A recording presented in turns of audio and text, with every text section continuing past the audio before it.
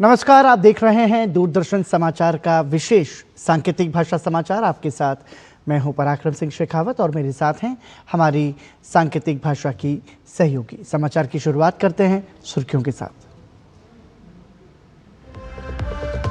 प्रधानमंत्री ने गणतंत्र दिवस को बताया संविधान निर्माताओं को नमन करने का दिन। प्रधानमंत्री मोदी ने मन की बात कार्यक्रम में छोटे प्रयासों से बड़े बदलावों की ताकत पर दिया जोर। जन भागीदारी को बताया भारत की सबसे बड़ी शक्ति। राष्ट्रपति द्रौपदी मुर्मू गणतंत्र दिवस की पूर्व संध्या पर आज राष्ट्र को करेंगी संबोधित। शाम 7 बजे दूरदर्शन और आकाशवाणी के सभी चैनल्स पर राष्ट्रपति के संबोधन का प्रसारण।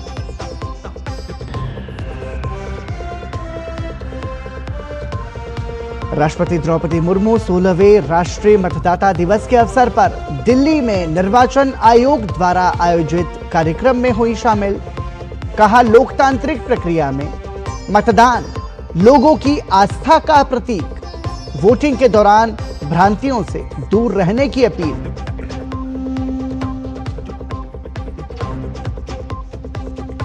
गणतंत्र दिवस की पूर्व संध्या पर पद्म पुरस्कार से सम्मानित होने वाली हस्तियों की हो सकती है घोषणा। सूत्रों के अनुसार इस वर्ष पद्म पुरस्कार पाने वालों में कई गुमनाम व्यक्ति शामिल।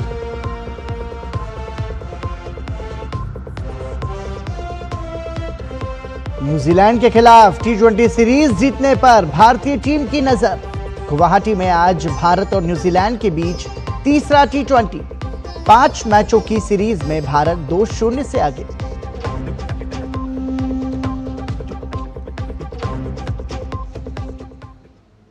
और सुर्खियों के बाद आइए सांकेतिक भाषा में समाचार की शुरुआत करते हैं हमारे सहयोगी मनीषा के साथ। और जब राष्ट्र की बात होती है तो सिर्फ नीतियां नहीं बल्कि नीयत भी मायने रखती है। भारत की असली ताकत वही है जो संकट में समाधान ढूंढ ले, जो जिम्मेदारी को बोझ नहीं कर्तव्य समझकर निभाए। प्रधानमंत्री नरेंद्र मोदी के मन की बात के 130वें संस्करण में इसी भारत की झलक देखने को मिली, जहां जन भागीदारी सिर्फ एक शब्द नहीं बल्कि बदलाव की सबसे बड़ी शक्ति बनकर उभरी है। प्रधानमंत्री ने देश के अलग अलग कोनों से ऐसे ही प्रयासों को सामने रखा जो बताते हैं कि बड़े बदलाव छोटे छोटे संकल्पों से ही जन्म लेते हैं।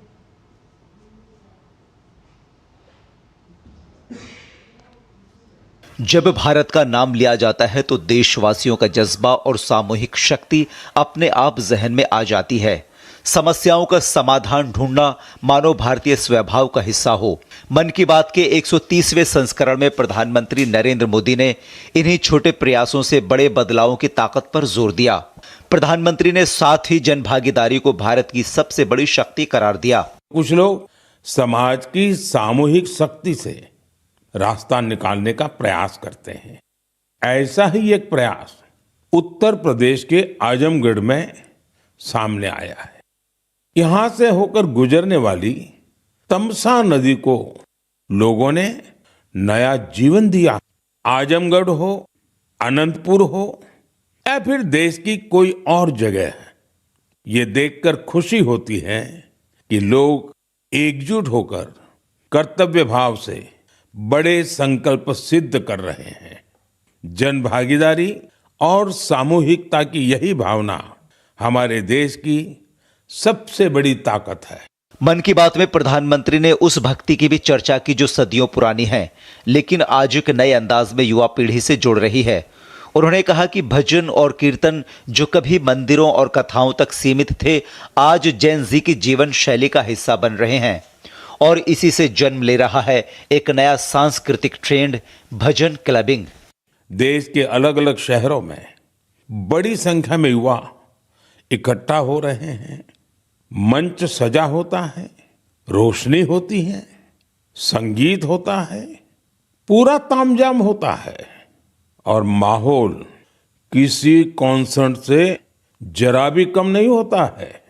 ऐसा ही लग रहा है कि जैसे कोई बहुत बड़ा कॉन्सर्ट हो रहा है, लेकिन वहां जो गाया जा रहा होता है वो पूरी तन्मयता के साथ, पूरी लगन के साथ, पूरे लय के साथ भजन की गूंज, इस चलन को आज भजन क्लबिंग कहा जा रहा है और यह खास तौर पर जैन जी के बीच तेजी से लोकप्रिय हो रहा है। प्रधानमंत्री ने उस भारत की तस्वीर भी रखी जो सीमाओं से दूर रहते हुए भी भारतीय संस्कृति, परंपरा और पहचान से जुड़ी है। भारतवंशियों की सराहना करते हुए प्रधानमंत्री ने कहा कि आज भारतीय त्योहार और संस्कृति दुनिया के हर कोने में उत्साह और गर्व के साथ मनाए जा रहे हैं और यही पहचान सरहदों से पार दुनिया भर में भारत की खुशबू बिखेर रही है। आज हमारी संस्कृति और त्योहार दुनिया भर में अपनी पहचान बना रहे हैं।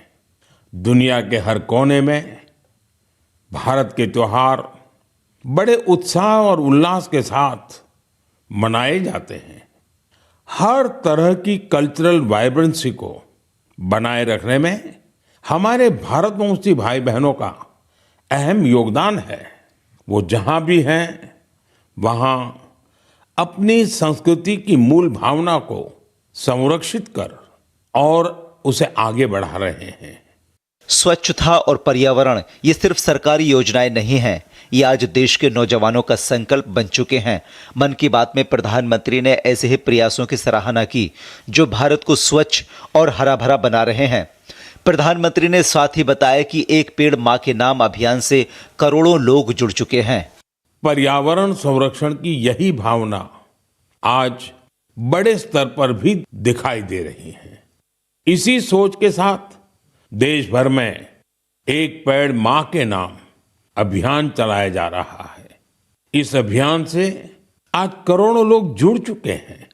अब तक देश में 200 करोड़ से ज्यादा पेड़ लगाए भी जा चुके हैं। ये बताता है कि पर्यावरण संरक्षण को लेकर अब लोग ज्यादा जागरूक हैं और किसी न किसी रूप में अपना योगदान देना चाहते हैं। एक नदी को नया जीवन देना हो, सूखे इलाके में पानी लौटाना हो, भक्ति को नई भाषा देनी हो या फिर एक पेड़ मां के नाम लगाना हो, मन की बात का यह संदेश साफ है। बड़ा बदलाव किसी एक आदेश से नहीं बल्कि लाखों छोटे संकल्पों से आता है और जब देश का हर नागरिक कर्तव्यों को अपना धर्म मान ले तो वही बनता है नया भारत, स्वच्छ, संस्कारी और आत्मनिर्भर। Bureau report, DD news. राष्ट्रपति द्रौपदी मुर्मू 77वें गणतंत्र दिवस की पूर्व संध्या पर आज राष्ट्र को संबोधित करेंगी। ये संबोधन आकाशवाणी के पूरे राष्ट्रीय नेटवर्क पर शाम 7 बजे से प्रसारित किया जाएगा और दूरदर्शन के सभी चैनल्स पर पहले हिंदी में और फिर अंग्रेजी में प्रसारित होगा। वहीं दूरदर्शन पर हिंदी और अंग्रेजी में संबोधन के प्रसारण के बाद दूरदर्शन के क्षेत्रीय चैनल्स द्वारा क्षेत्रीय भाषाओं में इसका प्रसारण किया जाएगा। इसके साथ ही आकाशवाणी अपने संबंधित क्षेत्रीय नेटवर्क्स पर रात 9:30 बजे से क्षेत्रीय भाषाओं में इसका प्रसारण करेगा।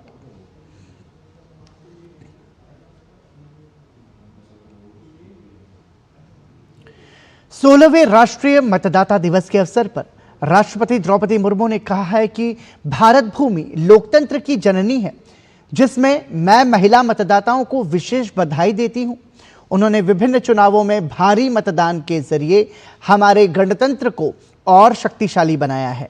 वहीं कानून मंत्री अर्जुन राम मेघवाल ने कहा कि आज का दिन कोई सामान्य मतदाता दिवस नहीं है, बल्कि भारत के लोकतंत्र की आत्मा से संवाद करने का दिन है।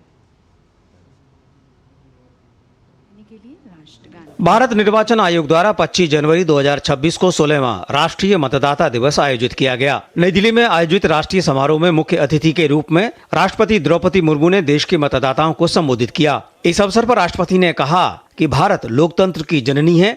हमारे संविधान द्वारा सुनिश्चित की गई 1 पर्सन 1 वोट की व्यवस्था हमारे संविधान निर्माताओं द्वारा जन सामान्यों के विवेक पर दृढ़ आस्था का परिणाम थी। हमारे देश के मतदाताओं ने उनकी आस्था को सही सिद्ध किया और भारतीय लोकतंत्र एक असाधारण उदाहरण के रूप में विश्व पटल पर सम्मानित हुआ। इस अवसर पर कानून मंत्री अर्जुन राम मेघवाल ने कहा कि आज का दिन कोई सामान्य मतदाता दिवस नहीं है, बल्कि भारत के लोकतंत्र की आत्मा से संवाद करने का दिन है।